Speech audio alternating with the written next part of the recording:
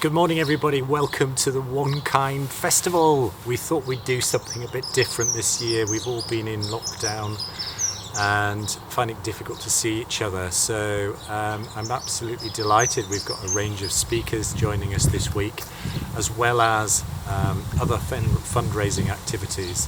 It's going to be brilliant, and thank you for all your support.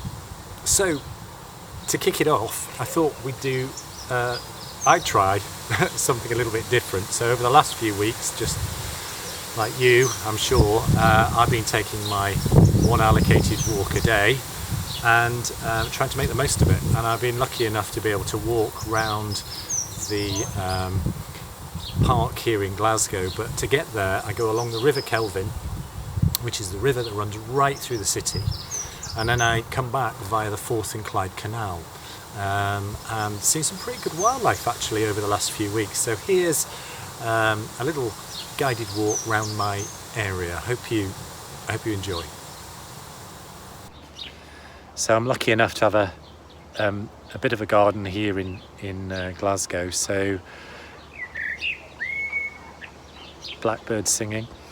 So birds attracted to it because I put a pond in a few years ago. That's really great. But one animal I do like seeing in this garden is the fox, and I really like foxes. And at the moment I just smell foxes around because they've been using the garden last night.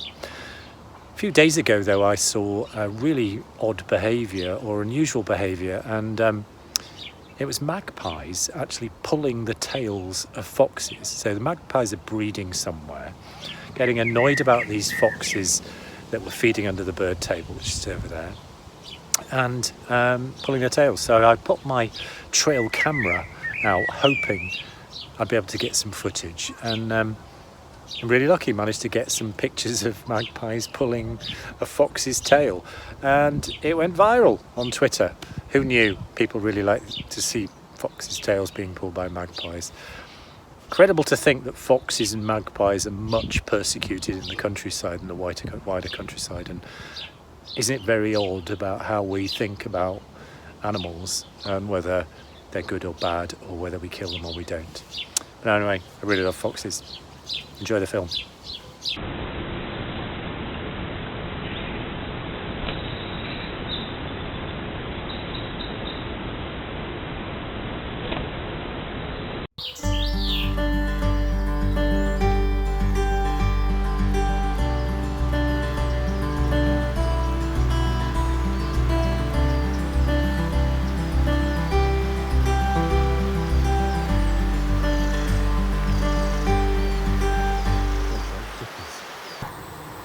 So we're now down by the River Kelvin. This is a great river. Starts at Kilsyth and flows for about 22 miles, eventually going through Glasgow and ending up out into the River Clyde. And you can see some great wildlife on this river, and I've been really lucky to be able to do that over the last few weeks during lockdown. And one of the birds that really is special, which you can see all year round, is the dipper. And I managed to get some really good footage of dippers the other day.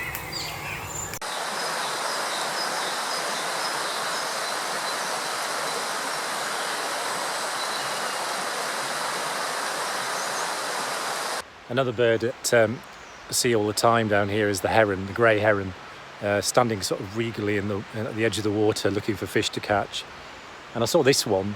I've got some film of a bird standing in the weir just behind me. And early one morning, I don't know what it was doing, whether it was having a wash or trying to catch things towards the edge of the weir. Not really sure, but good to see them around. And you know, in the winter, I often see them too. It's a species that breeds in trees, and really ungainly when you see them in trees nesting. But all year round, you see them fishing in the River Kelvin, and it's really good to see them. Halfway along the walk now. And I was taking my very early lockdown one walk a day, and I was absolutely, it was about 6:30 in the morning, absolutely astonished to see 2 otters in this location here. Now I'm here during the middle of the day at the moment, and there's lots of people around, and you wouldn't have thought that otters are up into almost the city limits, and yes they are. This river was really contaminated by heavy industry at one point, and seeing these animals again means that it's a lot cleaner and a lot better. If you've got a top predator like the otter, you know there's plenty of fish and plenty of eels. And I watched these two for some time and took a little bit of quick video of them fighting over an eel.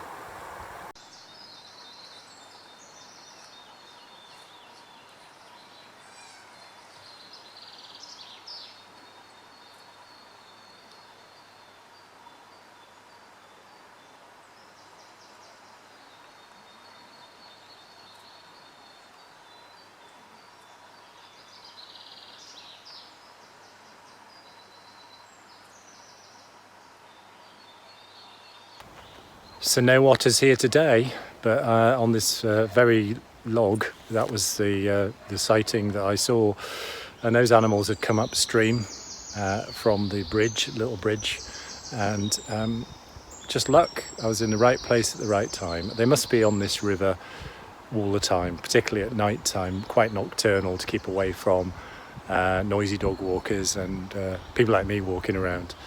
But they didn't seem that worried about me being there. They were a bit cautious, but I managed to get that film fairly easily. It's just with a normal little camera on video. So you never know what you might see if you're quiet and you are prepared to get up early.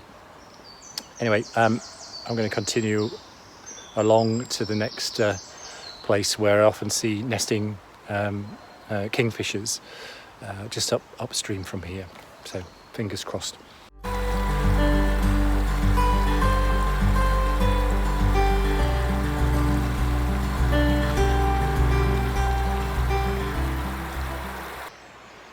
Another great location on the river. Often see kingfishers here, perched on the branches close to the bank, and I did try and get some footage with, shall we say, limited success. Spending hours in a hide waiting for kingfishers, I haven't been doing so. This is just what I see on my walk. So tiny snatched video of a kingfisher on a twig. And a still photograph as well, but they are amazing to see fly past. That little streaks of blue looking really exotic, and a really high piping call sort of gives them away, and they'll have young around at the moment. There's a nest site further down river which is in a great location, so it's away from everybody and any disturbance. And kingfishers are a specially protected bird, so all birds are protected, but some more than others. So Schedule 1 birds, birds of prey, etc., and rare species, and kingfishers on that list as well. So you can't disturb them at the nest at all. So lovely to see. Tiny bit of footage of kingfishers, but that's what happens. You're lucky and you're quiet, and something will happen. But it's great to see them. Great to see them.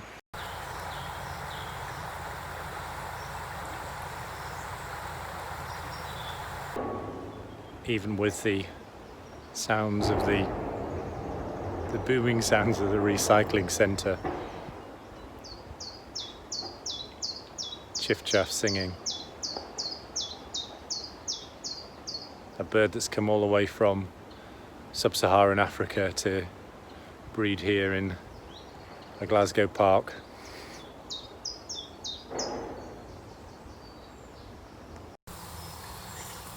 In this beech tree behind me, we've got a really special species, I think, the rose-ringed parakeet. And actually some birds calling now.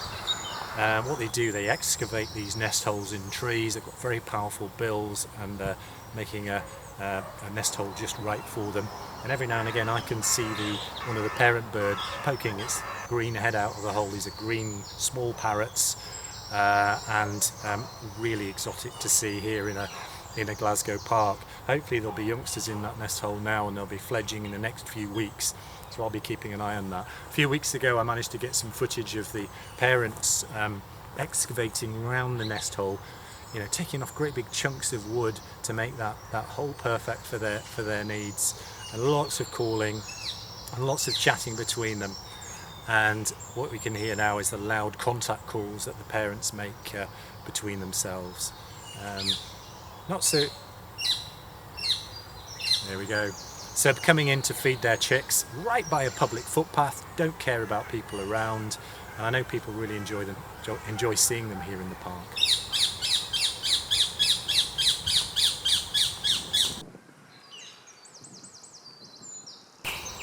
So last time we were just looking at the parakeets. They're tree nesting species. They need holes in trees, and you need lots of dead wood in woodland like this. And this rather fine, still alive oak tree has got a hole in it, and that's been made by a greater spotted woodpecker, and I suspect a lot of these holes in trees here have been made by woodpeckers initially. And actually there were some greater spotted woodpeckers nesting in this tree hole, and it's absolutely fabulous. You could hear the youngsters calling, which gave it away, and then I was able to come over and grab a little bit of video of the adult returning to the nest hole just above me to feed the young. So a great and lucky sighting on my morning walk.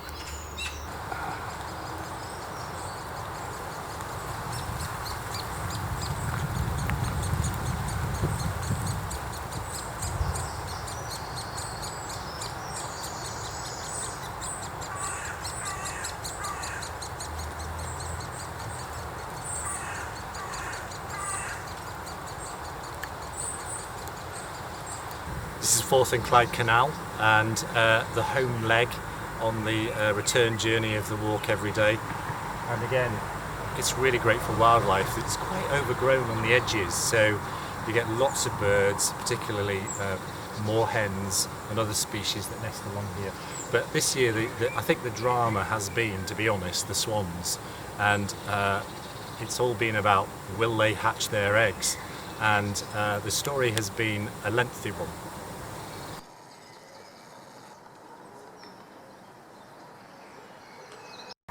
So the male swan, one day I was walking along the towpath here, and he had blood on him, and a white bird with red blood on it. It's quite dramatic. A few people looking at it. So obviously it had some sort of head injury.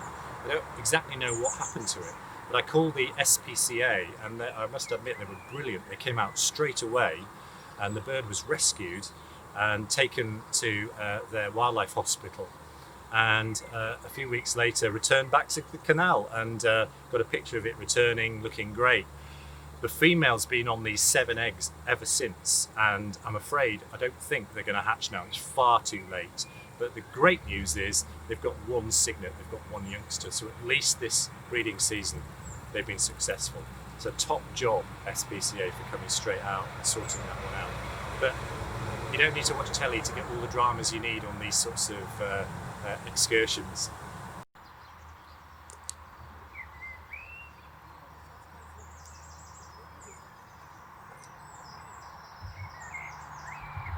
So here we are at the end, back in the garden. Thank you so much for coming on my little virtual walk. Some of those bits and pieces were filmed a few weeks ago, some of them more recently. Thank you very much to my team for putting all that together, and I hope you enjoyed. So we have an online festival rest of this week. Delighted to have some really brilliant speakers and some good events. I hope you can be involved and enjoy that. And thank you for all your support, particularly donating during this difficult time. So thank you very much.